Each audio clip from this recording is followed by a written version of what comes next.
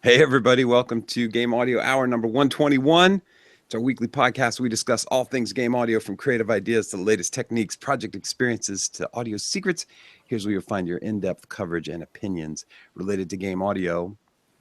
I am having a nice little fun with a cold, so I apologize for any kind of muting I do with the sneezing and the coughing. And Mike, no, Vince, what are you holding up? I'm going to go to you first. Oh, I don't have a label on me. People know that you're Kyle. People know that our colleague Michael there is Michael Gordon Shapiro, but no one knows that I'm Vincent Diamante. So I've got this for vitamin D. Vitamin Diamante. VD. Yes, you need some vitamin D. Actually, I need some vitamin D because the doctor recently told me that I need to go out more, get some sunshine. And if I don't do that, well, I should take some vitamin D. So, hey guys, stay healthy. Stay healthy. Vitamin D. We all suffer from that. Mike, have you got plenty of vitamin D today? I must have been outside for 10, 15 seconds. So I figure I'm doing just fine as far as sunlight is concerned. Your body has adapted, right? Absolutely. Actually, I photosynthesize interior light from light bulbs as long as it's LED. I've mutated in a very useful way. Oh, I don't know what to say. But I will introduce our guest, Matt Pliskin. How are you? Doing well, thanks. Thanks for having me on the show. I'm Matt Pliskin from Focusrite. I do technical sales for Focusrite RedNet.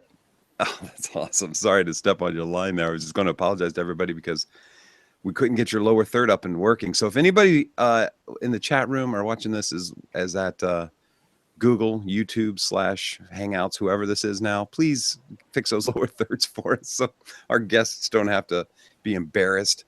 Anyway, so we wanted to have Matt come on the show if he could to talk about what's going on with Focusrite, because I've fallen in love pretty big. I spent some time, a very short amount of time, talking to an endorser, and got me convinced right away that I needed to go the RedNet range. So I started looking into it, and I was thinking, how can I learn more? How can I spread this knowledge onto people in game audio, and talk about the importance of a really, really, really good interface? Because I've been using interfaces for forever, for as long as I've had a computer with audio. But when I heard the RedNet stuff, I heard a big difference from what I had been using. So I wanted to kind of share that knowledge and see if we get somebody on the show. And Matt said he'd be on the show and tell us about it. Thank you. Yeah, my pleasure. So yeah, for those that don't know, RedNet is Focusrite's range of audio over IP. So networked audio interfaces. So they all use the protocol Dante, which, if you're not familiar, Dante is a networked audio protocol from a company called Audinate, based in Australia. So one of the key things here is that all Dante devices talk together, connect together very seamlessly. So you have over 300 manufacturers now making Dante devices. Yeah, that's unbelievable. What I was going to say was, since it's Cat 5, I mean, let's dig right in, I guess. I have a couple of questions for you. Can you tell? So with the system that I have going into Pro Tools, I can just connect a Pro Tools card right to my Dante or right to my RedNet interface, right? Yeah, so we have two different products, the HD32R and the RedNet 5. Those are basically the same. 32R just adds redundant power supplies and networking. So that's what we call a Pro Tools bridge. So it has Digilink connectors to go straight into your Pro Tools cards, and then it's going to bring audio to and from Pro Tools on and off the Dante network. Gotcha.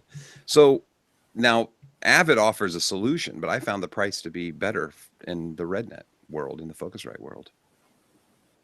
That's one of the great things about it, is you have extremely high quality audio interfaces at a lower price point per channel, typically, compared to what it competes with. I mean, are there better sounding converters out there? Yes, there are, but they typically cost more than twice as much. So, I mean, like our 16 channel RedNet A to D, D to A retails for around $3,000.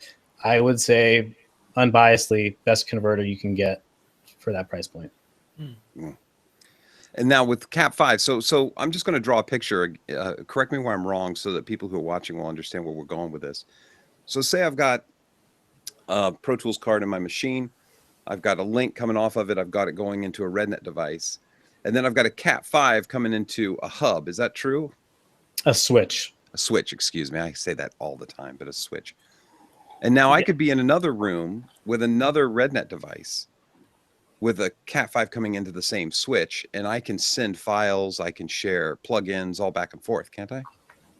Not so much files and plugins, but live streaming audio. So, for example, if it's a multi-room facility, maybe you have audio coming from one rig to another, or for a lot of composers, maybe they're using one rig to run all their virtual instruments and MIDI sequencing, and then bring that in track by track to Pro Tools. So that's actually really huge for the composers, because typically they'd have a limited amount of I/O between the two rigs and have to stem things down.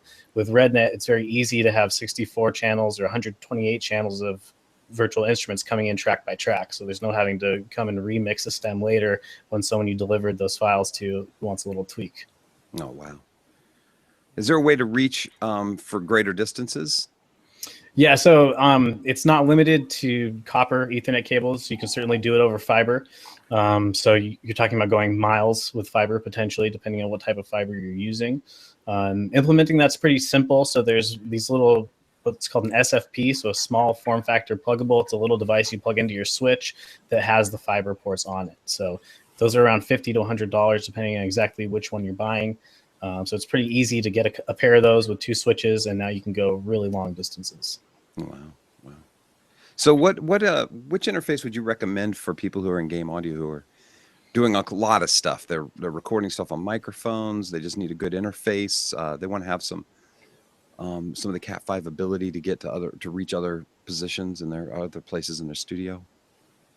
Yeah, so it depends on exactly how modular they want to go. The Red 4 Pre is definitely a great solution that comes to mind. So that's a product we just launched this past summer. It's a Thunderbolt audio interface. It's kind of unique in that it actually has two ways of getting the audio in and out of the computer. So either via Thunderbolt or for Pro Tools card-based system users, so HDX, HD Native, or even the older HD systems, it does have two Digilink connections on it. Gotcha. And it works with and you guys are using Dante, so you could, via Dante, you could connect to other devices that are third-party devices. Yeah, definitely. So, very common to see like digital mixers, whether it's a Yamaha or Allen Heath, Soundcraft. Pretty much all the digital mixers have either built-in Dante connectivity or a Dante option card that you can get for them. Other very popular applications are Sure's wireless. Their top-of-the-line wireless systems have Dante connectivity. There's a wide variety of devices, also more for post sound, although I suppose gaming sound as well. You have speaker controller systems like from BSS, their Blue series are Dante connected, some of them. So it's very common to see it kind of connect to a monitor controlling system via Dante. Wow. And now there's a competitor to Dante called AVB, I think it is. Yeah. And that's what Avid and Motu were going to go with. I was curious, or Motu's using, I think Avid's was talking about going with that. But I was curious, there's so many more people using Dante. Was that what influenced you guys to go with Dante, is because it already kind of had a place set for itself? The technology is already mature? I'm not sure about that, because one thing to consider is Focusrite was one of the first 100 manufacturers on board with Dante. So there was definitely a lot less people doing it back in 2012 when we first started this range. That being said, there's some other pretty serious considerations I think probably shaped that decision for the company. One huge one is that AVB requires specialized AVB switches, whereas Dante, being based completely off of standard network standards, you can use any off-the-shelf, well, not any off-the-shelf, but off-the-shelf switches that meet a few pretty simple requirements. So being gigabit and then having quality of service and being at least what's called a smart switch. So it doesn't have to be fully managed, but you do need to be able to log into the switch to turn things off, like energy efficient Ethernet, which is a protocol that typically interferes with real-time things like audio or video. So with an AVB, since it requires a specialized switch, you're paying 2 to 3 times as much. If something happens to your switch, you're probably ordering it rather than going down to a local store like Fry's or Best Buy to get something that'll at least get you up and running if it's not what you had. Also, another thing there is Cisco, being one of the world's largest manufacturers of switches, were initially part of the whole AVB thing and decided that they weren't going to make AVB products. So that right there, to me, tells you that AVB maybe not the best protocol to go with. Yeah. Yeah, that's a big difference, yeah. I had two thoughts while I was having. Guys, do you got any thoughts while I collect mine? Well, here's a maybe kind of a prompt. You described one use case for maybe an individual composer who's got his or her main DAW rig, and then maybe a slave machine, maybe running VN Ensemble Pro, and then you've got 64 channels of audio, so you've got your instruments streaming on an individual basis, and you're not just getting a stereo mix down of everything that happens to be on that slave, or you don't have to import a bunch of stems. So that strikes me as very practical and useful. Can you give some use cases that are maybe a slightly more ambitious scope, maybe even some of the more dramatic things you can do with these interfaces and protocol, or maybe something kind of middle of the road, impressive, but not a massive deployment? Sure. So it's in sort of a similar vein. We're seeing some dubbing stages and film mixers using it, so that they're typically using, let's say, 3 or 4 Pro Tools rigs at a time. 2 or 3 of which are just sending audio to sort of the main mix recording rig. So again, this is something where they typically had to either use a lot of interfaces, a whole lot of AES or MADI connections, and now they're able to make all that happen very seamlessly with the networked aspect of it, which also it's basically mainly saving, in that scenario, saving them money in terms of the hardware IO, and then setup time in terms of all the cabling and configuration. Does Cat5 Ethernet have an intrinsic bandwidth advantage over some of the other forms of kind of data protocols and cables, like Thunderbolt and some of the other systems traditionally used to transfer audio? One of the main advantages is the low cost. So, and just to clarify, really in terms of the network cabling, we're dealing with anything that guarantees gigabit. So Cat5e would be the minimum, or Cat6 or Cat7, that's fine. So in terms of that, on a single gigabit connection, you can have 512 channels in and out at 48 kilohertz. And of course that drops as you double the sample rate. But that's quite a bit of IO. And really the main advantage there is just how inexpensive the cable is and how easily purchased it is, and the long length. So Ethernet spec says 100 meters for a copper cable run. What's the significance of that? Sorry about that. Oh, no worries. More just being able to bring things in a multi-room facility, I would say, is the primary significance. As opposed to a multi-core analog snake, which is costing a whole lot more. Having it distributed via Ethernet allows you to have the interfaces where the audio actually exists, rather than running these snakes, which are ultimately degrading your signal. And that leads to my next question, which is, so I have a control room and a live room situation in my studio. And instead of putting a panel in a wall, is there a solution that would go in the live room where I could move it around and take, say, a Cat6 cable out of it into the switch and come right in here? Yeah, absolutely. So, of course, it depends on what kind of IO you want in your live room. Typically, let's say you have like a rolling rack of a bunch of our mic pre's. So the MP8R is an 8-channel mic pre. RedNet 4 is also 8-channel mic pre. Let's say you have a rack of like 4 of those for 32 channels. You've got a switch racked up with it. So then you just need the single Ethernet cable going to wherever that rack is. Keeps your cabling in the studio nice and clean. And then another product we have is the AM2, which is a very small little box, basically a 2-channel endpoint for Dante audio. So you have lineouts on XLR jacks with their own volume control. You also have a really great sounding high power headphone amp. So that's great for artists' cues in the live room. Also cool about it is it's power over Ethernet. So if you have a power over Ethernet switch, all you need is that Ethernet cable running to the headphone box and you're good to go. That's great too, because it's portable and it powers over Ethernet. So you can put that thing anywhere, have headphones, a microphone. That's fantastic. Like if you're recording a choir, you've got a bunch of different microphones set up for a bunch of different. How many headphones can I get off of one of those? Just one, or can I split it from there? It's a single headphone output, but you could certainly split it, even passively. I mean, the headphone amp is extremely powerful. It's designed to power even the lowest sensitivity, high impedance headphones and get them very loud. Yeah, I heard it at AES. It sounded fantastic. And so one thing I've done when I've recorded choirs is to set up 4 mics and to collect them into sections around those mics. So sopranos and altos, tenors, and basses. So I could put 4 of those drops powered over Ethernet and then a headphone splitter to the 3 or 4 people who are in that section and record them. Yeah, definitely. That's a really nice solution. What would it take normally?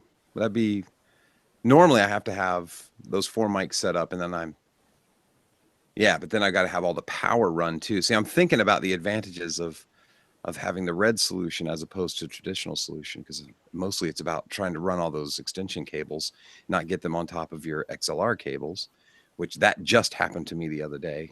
An XLR was humming and somebody said, "Where's that hum coming from?" And as we searched, sure enough, it was resting on a power strip, moved it off and the hum was gone.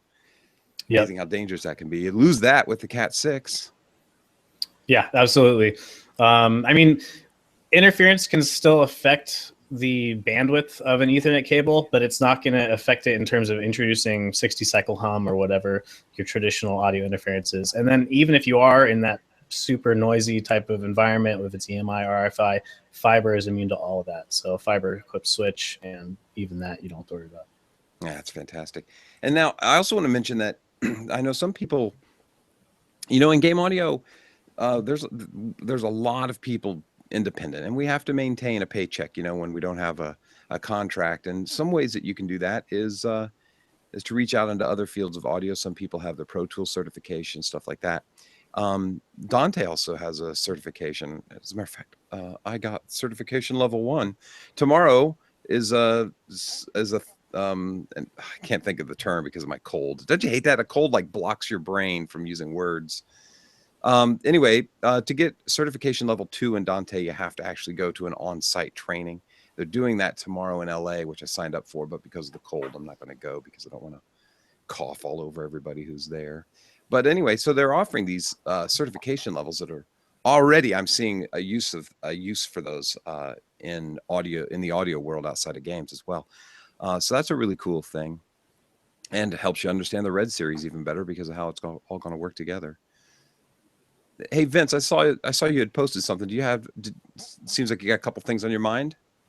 Yeah, a couple of things. I was actually, when I think about networked audio, and this is actually might be a little bit beyond the current scope of both RedNet and Dante.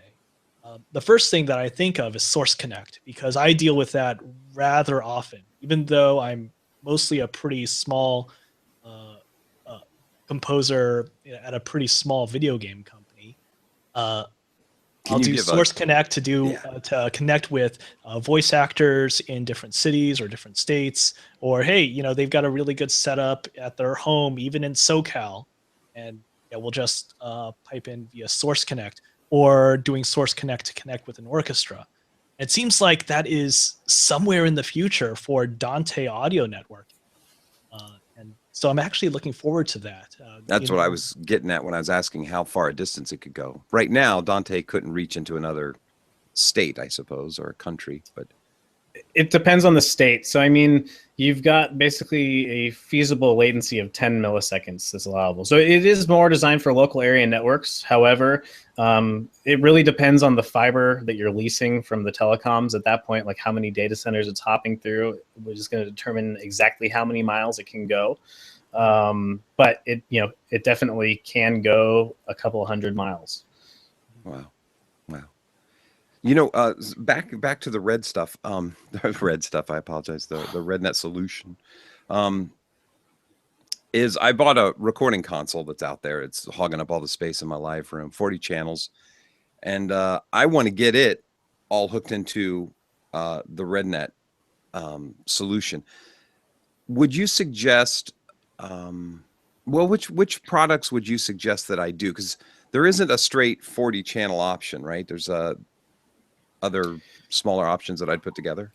Yeah, so it is definitely a modular system, which gives you a lot of flexibility in terms of having your inputs maybe not all in one place, or just being able to pick and choose exactly what kind of I/O you want for your studio, or what's going to suit your needs. So in terms of integrating with an analog console, you're looking at like the RedNet 2 or RedNet A16R. So those are 16 channel A to D, D to A's. And then we also have an 8-channel version as well. So, for 40 channels, 2 RedNet 2s and 1 RedNet 1, or 2 A16Rs and 1 A8R. And just a little side note, I keep mentioning 2 units at a time. That's mainly because the first 6 RedNet units we came out with did not have redundant power supplies or networking. Some of the markets it's been sort of adopted by, like broadcast live sound especially. Those are people that really need the redundancy. So over the past year or so, we've basically released redundant equivalents to each of those. So the A16 and the RedNet 2 are basically the same, small differences in form factor, stuff like that. Wow. Well, I'm on the right path because I was looking at going with RedNet 2. Is that 16 channels for the RedNet 2? Yep. Yeah, so two RedNet 2s. And then I was going into a RedNet 5. And that's necessary to get into Pro Tools, the Pro Tools card. That's going to bring 32 channels of your Dante IO, whatever it is, in and out of your Pro Tools card. This is fantastic. And then that leaves me 8 extra channels on the end, but I was just going to use those for like patching in effects or something like that. And then take a 40 channel board down to 32. So we're expanding into a bigger place, and we're going to have a couple of a live room with a couple of control rooms with different boards there. And what I wanted to get a personal answer to see if I could, if it's possible, is say that in a production room, there's an LA2A that's hooked into a system that is RedNet, and I don't have the LA2A in the room I'm presently in. Is there a way for me to send a track that's in my Pro Tools that I'm working on right now through that LA2A and get the audio back? Yeah, absolutely. That's another great application. Any type of facility where you've got multiple control rooms, as long as everything is connected to the Dante network, you can very easily, with a couple of mouse clicks, reroute that audio so it's going through the outboard gear in that other studio. And for that, maybe the people are using that other studio, but they're taking a 5-minute break, just enough time to pass that vocal track through the LA2A or whatever it is you're trying to compress. Also cool about it, in the facility you described, both control rooms have access to the live room with the networking. That's what I'm super excited about. That's the growth that we're doing here. So it seems and like maybe a little bit of a selfish question. Sorry, guys. But what I like about that too is I can go into the other room and put my head between the monitors. Our plan, as the design goes, we're looking for real estate presently, but is to have the same monitor system in all the rooms so that we don't have to deal with questions. And as I'm sending the audio from room A into room B, I can be between those speakers, making an adjustment to an LA2A, listening to the audio actually coming through, right? Yep. And then when I dial it in where I need, send it back to the tracks and Pro Tools that are in Studio A. Absolutely. Oh, I'm so excited. I'm so excited. This is what got me going. So we sat together with a couple of guys who were getting into this mess. All of us are getting into this mess together. And we were talking about a solution and, and also not wanting to run a bunch of XLRs behind the walls for snakes and all that stuff all over the place. I mean, if you think about it, we're just coming out Cat 6 out of this room, a Cat 6 out of that room, a Cat 6 out of the live room into this switch, and we can go anywhere in that studio and share gear. And now what's great is I know when I go to like Westlake or something, they have gear on wheels. And if you go, oh, I want to use that Bricasti or something, they have a Bricasti that's in a studio and they wheel it over to this other studio where you are, and you use it for a little while and then they wheel it out. And I like the idea of just leaving things where they are and saying to somebody who, say, is in Studio A, say, well, if you want an LA2A, even though there's not one in this room, we're not going to wheel one to you. Here's how you patch it through our RedNet system and get it into your Pro Tools session. I'm pretty excited about that. I was thinking a logical extension of that is, suppose none of the control rooms have that LA2A, and instead you've got a central kind of gear room where you just consolidate all your gear together, and that might make it easier to maintain or organize or something. And then you can shrink down the control rooms so they're getting all their hardware, I was going to say plugins, all their hardware modules strictly kind of over Ethernet. Is this scenario reasonable? Yeah, absolutely. There's actually a few universities, like University of Miami has a huge rack like that that's just off in some room. Also cool about it is in that scenario, you're eliminating an analog patch bay potentially. So, I mean, I'm sure anyone who's used one has experienced dirty patch points, bad patch cables, etc. Just generally frustrating things that can kind of drag down a session. It's the only, I guess, advantage is you have to keep track of who's using what. But yeah, other than that, yeah, definitely. Man, that's exciting. But for game audio, see, we're trying to build a facility out. You know, find a building. As I've said, we've done the designs. We've actually got all the gear. We just need to put it in places, and then get the RedNet solution to support it, which we can't actually go purchase until we know the rooms and the situation that we're going to be in. But for that, we're building out a system that we're hoping to, bring some game audio people into and say, hey, here's an orchestra and we're going to park them in a live room for you. And, you don't have to deal with the exorbitant prices that happen down in LA. Some really talented folks up here, a little higher up the coast. But the average self-promotion, the average game audio person doesn't need to have the kind of setup that I just described. But they need to have a good interface, and they could benefit from future-proofing their setup by having a Cat5 switch setup. And you would, again, recommend the 4-pre for that? Yeah, the Red 4-pre definitely is great for the audio engineer, regardless of what discipline of audio they're working with. I mean, primarily in a small studio, just getting down to the basics, it's really great sounding D to A. So if you're just working with virtual instruments, composing, etc., you're going to hear your sounds very accurately. So that's, first and foremost, very important. And then everything kind of builds from there. You've got 4 really great sounding mic pre's, a wide variety of other I/O, so optical ADAT, SPDIF.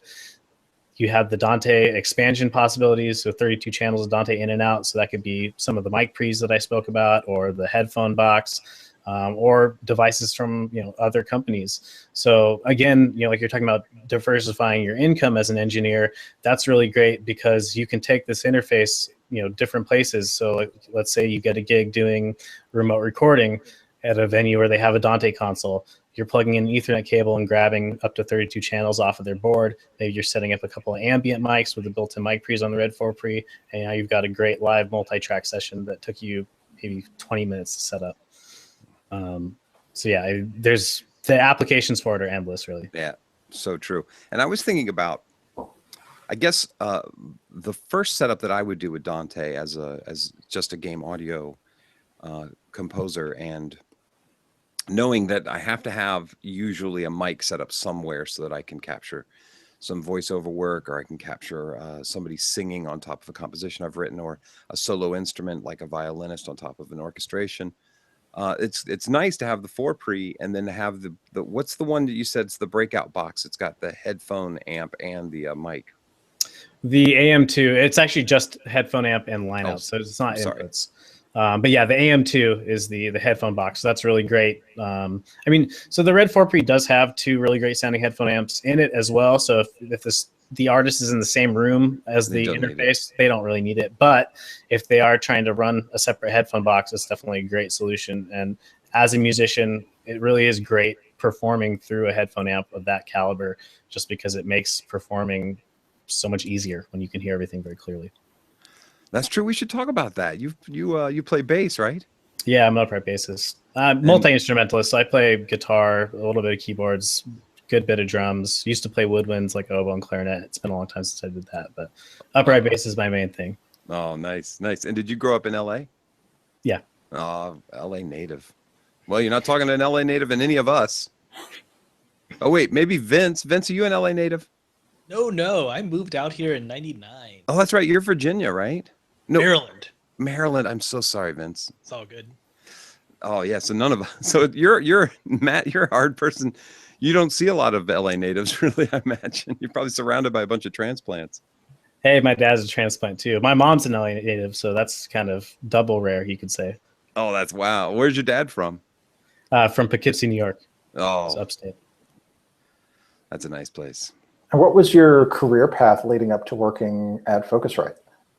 Prior to Focusrite, I was a freelance audio engineer, so mainly doing music recordings, also a bit of live sound, and then freelance musician, whether it be guitar or upright bass. And in 2012, I joined Focusrite as part of the tech support team. So they basically, our distributor had been doing tech support before that, and they wanted to bring it in-house to improve the quality. So I was one of 3 founding members of the U.S. tech support team at Focusrite. And basically, I was just looking for some more steady income. Well, at least you're giving a true, believable answer. Were you a fan of Focusrite's products before you joined the company? Yeah, definitely. I mean, having worked in music studios around LA, it's very rare to not see one that has like one of the red mic pre's or compressors or EQs or the ISA stuff, which came before that. So for those that aren't familiar with Focusrite, company started in the 80s, basically as Rupert Neve was requested by George Martin to build some channel strips for a Neve console. From there, Neve built a few Focusrite Studio consoles, which were very expensive, and sort of the company has evolved from there. So the company's been around for around 25 to 30 years now, and has a very strong foundation in excellent sounding mic pre's and A to D, D to A conversion. I'm trying to think what would make that origin story more prestigious.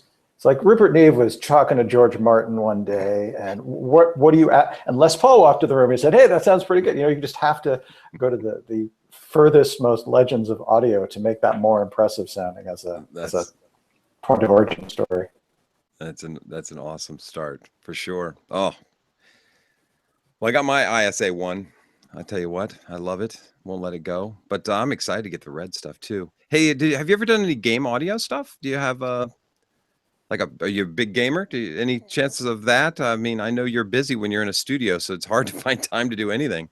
Yeah, definitely not as much a big of a gamer these days as I used to be.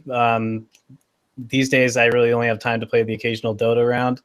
But used to play World of Warcraft a bit, different stuff. I mean, game audio is something I always wanted to get into, but never really like knew how to break in there. And when I was in recording school, I focused more on music recording and not post-production, which was a huge mistake because typically companies that do game audio are looking for some kind of background in post or TV, if not games directly. Well, that's true, but it's the same mistake I made. Studied live recording and jazz performance too, because that's a real good one right there. That'll get you a lot of work. Had to find a way, but these other two guys are super talented composers, so I just hang out with them just so I look good when I go to GDC. That's you, Mike, and you, Vince. Oh, that's good to know. Yeah. Good job. Kyle is too modest because I've orchestrated some of his stuff, and he is underrating himself as a composer. Just FYI. That's not true. He did orchestrate it. But thank you for saving it. But the reason I ask about game audio is because it's not a prerequisite for the show whatsoever. But I was just curious if perhaps maybe you guys are thinking in the future about some other products that we might get a sneak peek of. You got any secrets you want to tell? I'll get right to the point. Don't really have any secrets per se. We spoke a bit about the Red 4 pre, so next month you should see the Red 8 pre hitting stores. So that's something that's been already announced, but it's not a product that's able to be purchased at the moment. Very similar to the Red 4 pre, you just have more analog inputs, so 8 mic preamps and a total of 16 line ins and outs. Nice. Hey, I finally got around to the question that I keep meaning to ask and I keep forgetting. And this is coming from a pure point of ignorance about A to D conversion. But is it true that there's only like a few chipsets that are doing this? And did you guys make your own? Or are you using a chipset that's being made third party? You're correct that there's only a few companies, semiconductor manufacturers that are making A to D or D to A chips. So it's not so much about the chip, but about the design that surrounds it. So, and that's kind of been something that's been true of Focusrite audio gear from the beginning. Even the ISA stuff is nothing too esoteric or crazy. It's just solid design, which gives you a solid end product. So that's really something that the company is all about, is just being true to the audio. And that's really what matters first and foremost. All the designs are just a way of getting there. Yeah. Well, I'll tell you what, it sounds fantastic. I'll tell you. And now is the same chipset then is being used in the headphone unit that I heard at AES, is it, I assume? I'm not sure that every product has the exact same chip. So I'd have to look at some schematics to tell you that. Oh, okay. That's a totally fair answer. Well, it sounded amazing. I remember I started turning it up and the person showing said, don't get crazy. You're going to hurt yourself. There's so much power in there. It's so much power that we actually have a 12 dB pad engaged in software by default. And typically you don't need to disengage that. No, it sounded good too. Sounded good. Are there any mics that you, with your experience, are there any microphones that you're preferring to use with the mic pre's that you have? Nothing specific. I mean, one great thing about the Focusrite design philosophy is just being accurate and honest to the sound. So it's not like a colored mic pre where there's certain combinations that don't work per se. You know, if you like your mic, you're going to like the way it sounds through this. Right now, I'm talking to you through a mic I actually built from a kit coming into one of our RedNet mic pre's. It's actually a really cool mic. It's from a company called microphoneparts.com. Oh, nice. I'm going to link up microphoneparts.com. We can always use it. Hey, I've got an off subtopics question for you. I went to my browser today and I hit tab to open a new tab. And you know how the cursor used to default into the URL address line so you just start typing? Mine stopped doing that. Does anybody understand why that happens? It drives me crazy. Vince is saying something, but I think you're on mute, Vince. We need a that's cricket just sound. weird. That's software just keeps on changing. Honestly, I love hardware because it's not going to, well, it should theoretically not be changing all the time, but it's different now with the relationship between hardware, software, and now firmware that you're upgrading your hardware with. You know, I mean, it's different when you just got a preamp and oh yeah, that preamp works right, and that preamp is 30 years old, and okay, yeah, this thing is going to just keep on trucking along, but software, you can't trust software these days. It's upgrading while you're sleeping, and man. it's like Congress getting paid while we're asleep, or maybe I don't know who that was. Anyway, hey, Adriano had a question. Is there a sort of delay compensation with slaving systems via RedNet? And Matt, you already talked about there's a minimum delay accepted, right? A minimum latency that's accepted. Yeah, so with Dante, latency is set by the end user per device. So it's really based on how many switch hops you have in your network. In a fairly small system, so like let's say 1 to 2 switch hops, you're looking at 250 microseconds. So that's so minimal that you typically wouldn't need any type of compensation because it's not going to shift audio where you're actually going to hear that it's not in sync with whatever you're working on. Wow. How do you memorize all this stuff? It's amazing. I can't even think of the words to describe it. Wow, that's amazing. So, guys, you got any more questions? Because, man, I think Matt's covered everything I can think of. And well, honestly, the only thing that I can think of is there some sort of Cyber Monday deal on a Red 4 Pre if I want to go and upgrade right now?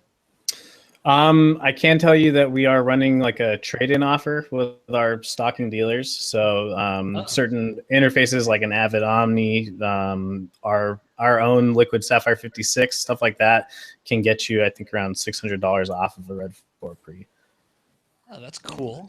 Nice. Sounds like a no. Go ahead, Mike. No, I was saying that just sounds like a no to the Cyber Monday question. It's a very good answer, though. That's not bad, though. $600 off. No, it's not bad at all. Right. Yeah. Also, don't forget, and I do this all the time. Z-Sounds, Sweetwater, and AMS all offer monthly payments to get something. I think Sweetwater's is 3 payments. Is that the max for Sweetwater? And Z-Sounds will go. I think AMS is doing this now too, which is 12 months. So you get it now, you pay it over 12 months. It doesn't require a credit card or any kind of sign up or anything like that. So it's a great way to get the really nice quality gear that we could all benefit from, and yet to just have it as a monthly payment. What are the distributors? Did I name a distributor that isn't carrying RedNet? I'm not sure about AMS. I know that. Actually, I'm not sure about Zounds either. Sweetwater definitely does sell RedNet. So all 3 of those companies sell Focusrite gear. The RedNet stuff is not sold by every single Focusrite dealer. It's a little bit more exclusive, you could say. But if anyone's interested, you can go on our website and definitely find all the retailers that are selling it. You know, one of the endorsers you guys have is Chris Lord Algae. How'd you guys get him to take a look at it? This is a guy who could easily go any direction he wanted to.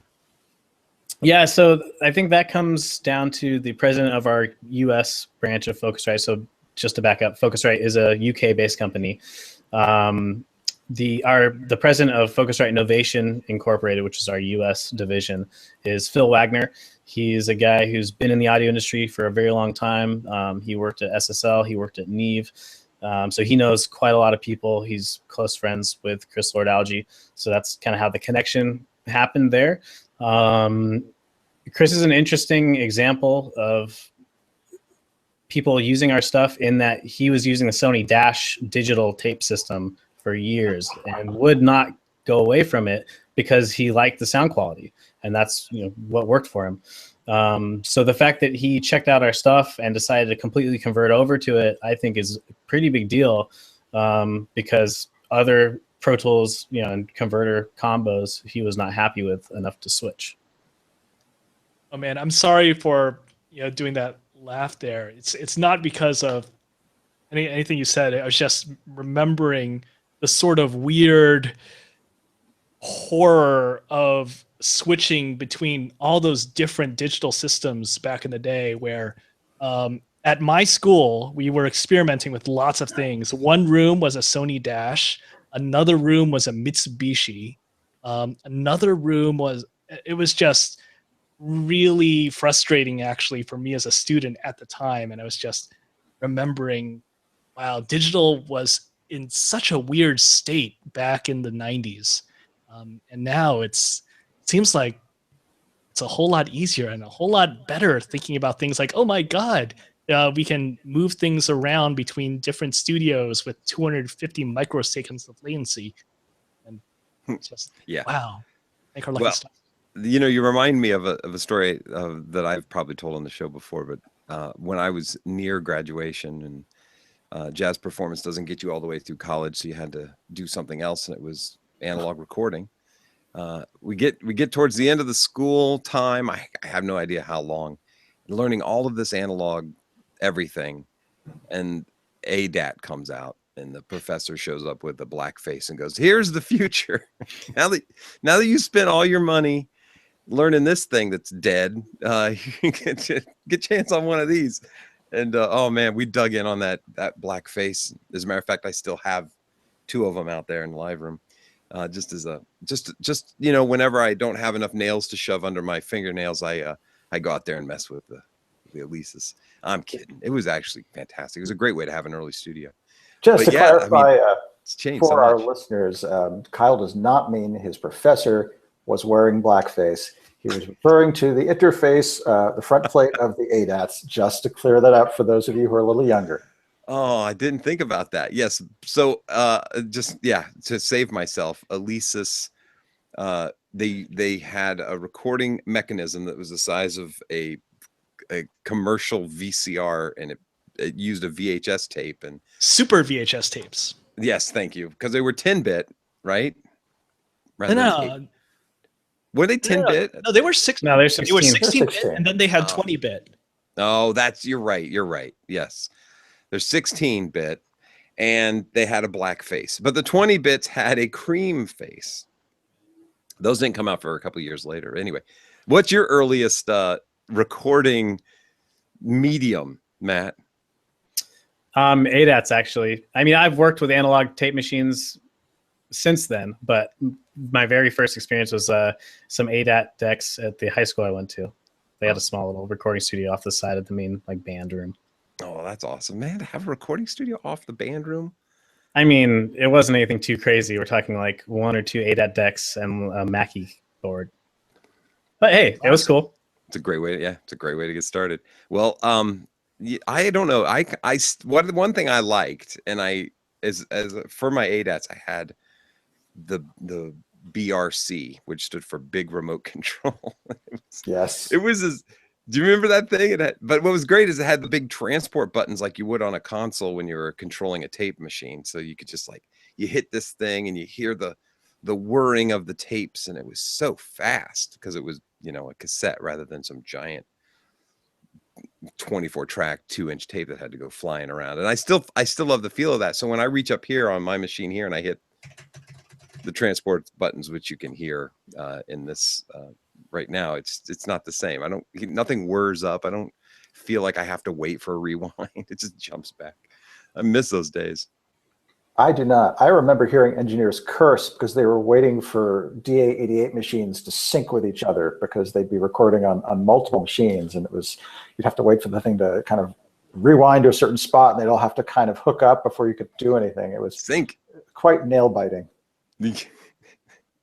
Oh, those were the days. Well, Focusrite has carried us way beyond that now to a single Cat6 cable coming out of your room into a switch and going into another room. That's unbelievable to me, especially in building out a studio and knowing that I've just got to run one wire, just a jack in the wall. It's just unbelievable. Wow. We should take a moment now to thank our sponsor. We'd like to thank Isotope for supporting the show. Last week we did a giveaway, wasn't it last week, guys? Yeah, we gave away some RX plugins. RX plugin pack. And so the month of December is our next giveaway. We'll announce that up and coming. Thank you, Isotope, always for supporting the show. And with that said, I want to thank Matt for being on the show and thank Focusrite for providing such an awesome solution. I cannot wait to get started. Can I contact you directly when I get ready to go? Yeah, of course. And thank you guys for having me on. We don't sell products directly, which is also why I couldn't tell you that we have an awesome Cyber Monday deal. But that being said, I can put you in touch with a good retailer. Gotcha. Oh, that's interesting. Oh, yeah. I'm sorry. It just dawned on me. Well, thank you. I will definitely keep in touch. Guys, do you have any more questions? I want to check the chat room before we log off. I've got a really basic question. Matt, I am sporting a Digi O3R interface because my needs are fairly simple and it refuses to stop working. I keep waiting for it to break so I can have an excuse to throw it away and get something better, but for some reason it just keeps chugging along.